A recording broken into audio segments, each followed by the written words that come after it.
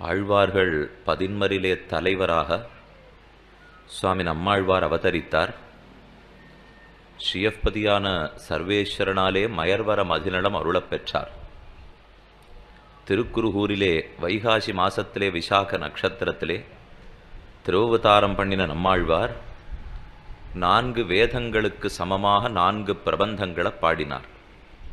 வேதாந்தத்திலே உண்டான துரூகமான அர்த்தங்களையெல்லாம், சூக்ஷ்மமான விஷயங்களையெல்லாம் சுலபமான தமிழிலே நமக்காக ஆக்கி கொடுத்தார். அப்படி பிறந்த பிரபந்தங்கள் 4.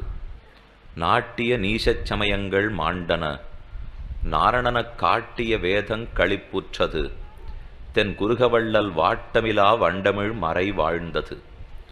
குருகவள்ளலாம் நம்மாழ்வார், அவருடைய வாட்டமில்லாத வண் தமிழ் மறை திவ்ய பிரபந்தங்கள்.